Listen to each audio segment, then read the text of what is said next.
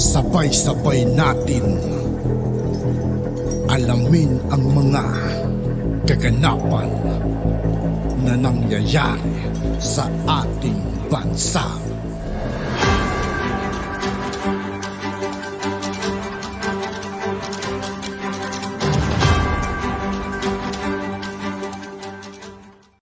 Yo, what's up mga kaibigan? This is I2K po again.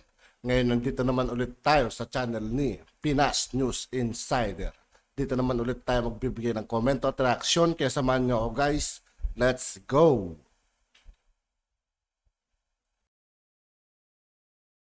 Ito ang balita ngayon. Viral ngayon sa mundo ng social media.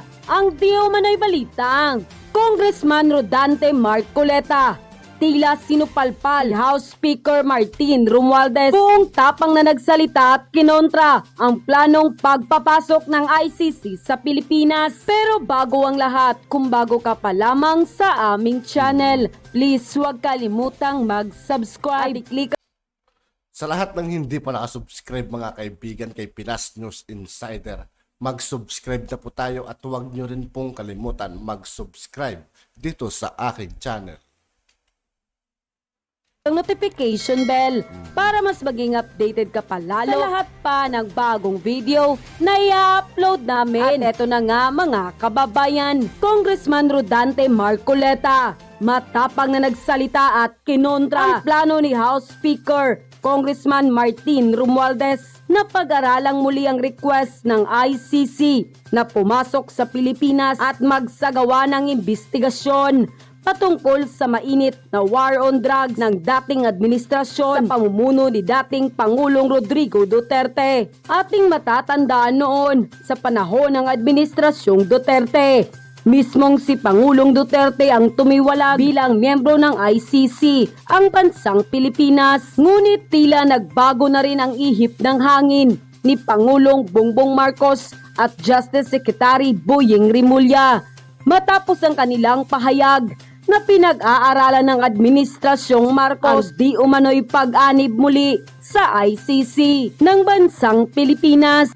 Ngunit ayon kay Congressman Rodante Marcoleta, isa itong malaking insulto sa justice system ng ating bansa na maayos namang gumagana. At ayon nga sa ating mga kababayan, tila gusto di umanong wakasan ni Congressman Martin Romualdez ang ligasiya ng mga Duterte dahil di umano gusto nitong manguna sa susunod na halalan. Isang malaking tanong, totoo kaya ito mga kababayan? Nang lumabas nga ang balitang ito, maraming sa ating mga kababayan ang hindi napigilan ng kanilang sarili na magbigay ng kanilang hinaing at komento sa mundo ng social media. At ayon pa sa kanila, may problema ng bansa, gutom na ang mamamayan, napakamahal ng bilihin, maraming walang trabaho, problema sa West Philippine Sea, sa eleksyon nakapokus ang mga politikos. Nag-abuso ay ang mga nagbebenta ng bawal na gamot at ang mga gumagamit nito at ang mga makakaliwang grupo at hindi dapat ipataw kay PRRD. Maraming salamat Kong Marcoleta sa nagawa mo sa ating bayan. Ikaw lamang ang may puso sa mga Pilipino. Yung ibang mga kong walang nagawa kundi ang pamumulitika lamang, walang silbi sa SMNR, walang kabutihang nagawa sa bayan, sarili lamang ang kanyang inaasikaso. God bless Kong Marcoleta. Marcoleta lang talaga ang nararapat sa tapang, malasakit at talino. Paalisin na yung mga nagpapanggap na mahusay pero pansarili lang ang hangarin. Mga kababayan, leaders, Kaya sa susunod sana election mga kaibigan, kung sakali man tatakbong bilang senador si Marcoleta mga kaibigan, tulungan natin mga kaibigan, iboto natin kasi iba na talaga kalidad dito mga kaibigan, matalino talaga mga kaibigan. hindi na kailangan ng ICC. Kalimutan na yan. First, mayroon tayong working judiciary. Second, sampal at kahihiyan ng justice system natin. Third, hindi tayo membro ng ICC. Fourth, marami tayong dapat unahin para sa pagunlad ng ekonomiya ng Pinas. Mga solusyon ng problema ng Pinas. Tulungan nyo ang ating Pangulo. Fifth, nakakastorbo sa ating katahimikan, kapayapaan. No more jurisdiction ng ICC. Nagasaya ng panahon yan. Marami pang dapat asikasuhin ng mga leaders natin na i-priority, diba? Asikasuhin nyo ang pagmomonitor ng bilihin, kasi mataas naman ang sibuyas at hindi pa nasaan ang price control monitoring. Forget ICC. End quote. Sobrang nakakalungkot ng mga lods kasi almost ng mga critics no ng government right now ay pinapatahimik. And we all know, 'di ba, yung nangyari kay SAS na which is deleted yung kanyang yung main Facebook account niya mismo ay deleted. So meaning hindi na niya ma-access yung mga pages na kanyang ginawa under that main account. And hindi lang yan, no? Hindi lang si SAS kundi pati daw si Maharlika at saka si Banatbay ay dinilit or sinuspend ang kanilang Facebook account. Sa totoo lang mga lods, no, it's now making sense, 'di ba? Kasi napansin ko rin 'yan lalo na sa mga engagement ng videos ko, no, na kumukonti yung viewers na which is hindi naman ito ganito, no? Nung nag-start ako dito sa Mr. Real Talker. Pero nung moment na nagsimula na rin akong mag-call out, mag-criticize, no? Lalo na sa House of Representatives, no? Sa ibang mga kongresista ay dun ko na naramdaman yung pagkonti ng engagement ng aking page. Kasi mostly hindi naman so far before, no, every issues ay ang daming views. Ngayon lang talaga nararamdaman ko yung konting views, no, konting engagement sa mga videos ko. Siguro ay parang hindi nila masyadong nire-recommend na yung Facebook ko or yung mga Facebook videos na ina-upload ko sa aking page. So one message lang yan, 'di ba, na bawal tanungin ang mga public officials, bawal i-criticize ang mga public officials, bawal magsalita, bawal mag-share ng iyong opinion, no, patungkol sa issues, lalo na kung against sa kanila. My God, di ba? Ano nang nangyayari? Di ba? Ganyan ba kayo mag-address ng mga issues, ng mga tanong sa inyo, ng mga accusations and everything? Di ba? Kasi sa totoo lang naalala ko tuloy, di ba, yung kay former President Rodrigo Duterte. Sobrang ang dami niyang critics, pero hindi siya ganyan. Even Rappler nga, di ba? Andyan pa rin yung Rappler Nagets hindi naman tinake down yung mga Facebook pages ng Rappler. Mali di ba? Instead na i-address nyo yung issue, instead na, di ba, ipakita nyo sa tao kung ano ba talaga ang totoo, instead na mag-audit kayo, no, at i-open book nyo yung mga expenses nyo kung saan ba talaga napupunta. Hindi, ang ginagawa ng iba right now, no, lalo na yung mga ibang public officials, ang ginagawa nila is pinapatahimik nila yung mga nagkikriticize sa kanila. Pinapatahimik nila yung mga nagtatanong, pinapatahimik nila kapag against ka sa kanila. Which is wrong. 'Di ba? Wala kayong karapatan, 'di ba, na patahimikin. 'Di ba? Kahit sino man, lalo na kung, 'di ba, nasa Pilipinas tayo, Pinoy tayo, nagbabayad tayo ng buwis. It's our right, no? Karapatan po natin iyan.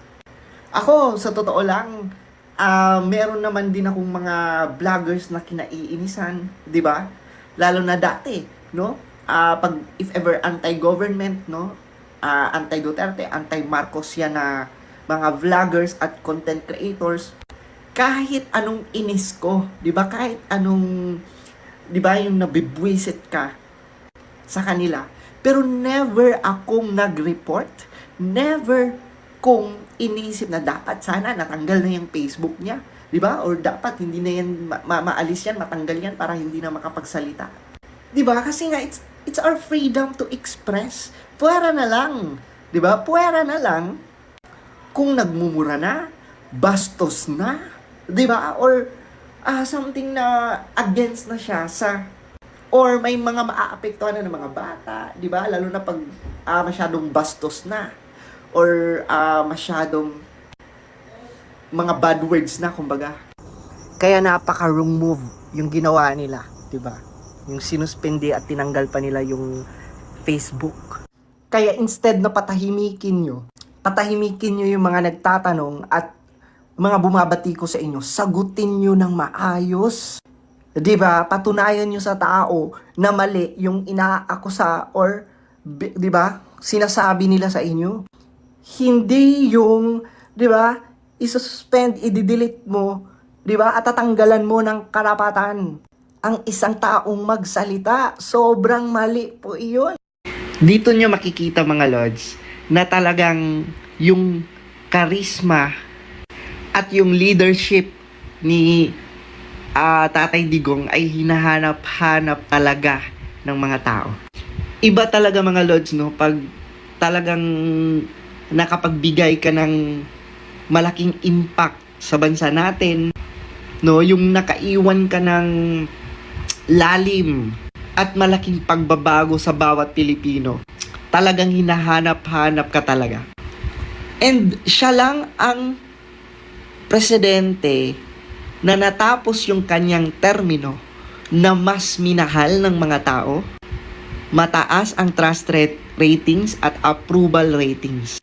Kasi di ba mga lords, yung mga past presidents, after bumaba sa pwesto, no, after ng kanilang term, kinamumuhian ng mga tao, no, bagsak ang approval ratings, galit na galit ang mga tao, pero ibahin nyo si former President Duterte. Talagang siya lang ang presidenteng next to Apolacay, kasi of course we know Apolacay, grabe yan, no? And pangalawa, si former President Duterte na pagbaba niya, no, as president, grabe, mas minahal siya ng taong bayan. At hanggang ngayon, hinahanap-hanap siya. Hindi nakapagtataka ang pangunguna ni dating Pangulong Rodrigo Duterte sa isinagawang 2025 Senatorial Election Survey ng Publicus Asia Incorporated. Sinabi ni Attorney Salvador Panelo, masyadong malalim ang iniwang marka ng dating Pangulo sa sambayan ng Pilipino. Kung tatakbo talaga to bilang senador, mga kaibigan, sa susunod na eleksyon, nararamdaman ko rin, mga kaibigan, manahal talaga si Tatay Digong. Kasi yung impact na ginawa nung panahong Pangulo pa siya, mga kaibigan, andun pa rin, malakas pa rin talaga siya. Kaya tayo nagtataka dyan. Talagang mataas ang rating niya kahit anong takbuhan niya. Pag yan ay tumakbo ng mayor sa Davao City, hands down. Pag tumakbo yung presidente, vice president sa 2028, panalo yan. Senatorial, number 1. Malalim masyado tinanim ng dating Presidente Duterte. Sa naturang survey ng Pahayag 2023 end of the year, nakakuha si former President Rodrigo Duterte ng 48% sa voting predisposition para sa May 2025 senatorial elections. Sinundan naman ito ni Erwin Tulfo na may 44%, Dr. Willie Ong na may 43%, Senator Bongo na may 40% at Senator Amy Marcos na may 38%. Habang pasok rin sa top 12 sina Senator Ronald Bato de la Rosa, Tito Soto, Isko Moreno, Ping Lacson, Lenny Robredo, Kibo Teodoro at Pia Cayetano. Bukod naman sa pangunguna sa voting predisposition, nakakuha rin ang dating Pangulong Duterte ng 59% trust rating. Isinagawa ang naturang survey noong November 29 to December 4, 2023 na may 1,500 adult respondents. Partida mga lords, parang hindi pa nga kasali sa survey yung mga taga Mindanao eh. Di ba yung mga taga Visayas eh?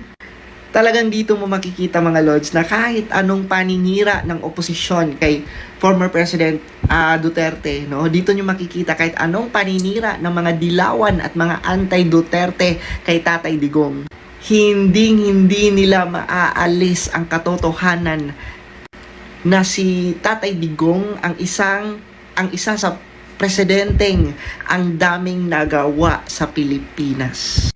Kaya patuloy siyang minamahal, patuloy siyang sinusuportahan, at patuloy na talagang ang taas-taas ng respeto ng mga Pilipino kay Tatay Digong. 'Di ba? Sana nga no, mas mabigyan pa siya ng mahabang buhay at 'di ba, lakas, no, para mas makapagserbisyo pa sa Pilipino. Grabe mga lords, hindi pa sila tapos. Actually, I do have the documents and I do have the figure. But before I release the exact amount, I first want to challenge SMNI. And the person who released that number, show me your documents. Show me your data. Inform us who your source is, and I will compare it to mine. And there we will find out what the real truth is with regards to the... Kita niyo mga Lods kung papaano nila pinapaikot-ikot, no, ang mga taong bayan. Kasi bakit mo pa kailangan hingan, 'di ba, ng data yung mga taong nagtatanong, 'di ba, kung totoo ba yung expenses, na which is alam nyo na pala, congressman, 'di ba, bakit nyo pa ba ipa-compare? Bakit ang dami pang mga cheche boreche, 'di ba? I-reveal nyo sa mga tao, no? Ang dami nyo pang mga kaek-ekan diyan, 'di ba? Masyado namang naapektuhan yung pride nyo. Nagtatanong lang naman kung talagang totoo bang 1.8 billion, no, ang travel expenses ni speaker. Pero kung mag-react kayo, 'di ba? Sinasabi nyo na agad, nag-aakusa, fake news, nagsisinungaling. Kaya nga, patotohanan nyo. 'Di ba? Ipakita nyo, no? Isambulat nyo sa taong bayan, 'di ba? Kung talagang transparent kayo at totoo yung mga pinagsasasabi nyo. 'Di ba, may pa-challenge pa siya, no, sa SMNI na i-reveal ang source, i-reveal kung magkano ang talagang budget or nagastos. Tapos kita nyo mga Lods, 'di ba, yung congressman, the way magsalita. 'Di ba? Parang pera nyo yung ginagastos nyo. Pera ng taong bayan yan. 'Di ba? Pero kung makapag-asta ka, akala mo kung sino ka. Kaya sa totoo lang mga Lods, sobrang allergic talaga ako sa mga ganyang politiko. Yung mga angyayabang, no? Yung mga feeling entitled, feeling makapangyarihan. Pero ang totoo, 'di ba, taong bayan, pera pala ng taong bayan ang mga pinaggagastos nila. Tapos pansin niyo mga Lods, yung ibang mga kongresista, like yung in-interview, 'di ba? Pataba ng pataba. 'Di ba? Kita mo talaga, no, pag-ara ng pag-ara ang buhay. No, mapapasana all ka na lang talaga. And masaya na naman sila kasi nadagdagan na naman ang kanilang budget next year. Diyos mio, tapos puro ayuda para sa ayuda. No, which is alam naman natin na gagamitin lang nila yon para magpabango, para ipanuhol at ipangmudmud, no, sa mga tao para lang suportahan sila. At yun na nga mga kababayan. At yun nga po mga kaibigan, dito po nagtatapos ang ating reaction video. Muli, ako po si I2K na sundalo ng Tunggalo. Maraming salamat sa patuloy na pagsuporta. Medyo pagpasensya nyo na mga kaibigan kung bakit hindi ako nakapagsalita kasi ang sakit na nalamunan at inuubo pa ako. Yeah. Hanggang dito lang po mga kaibigan. Peace out.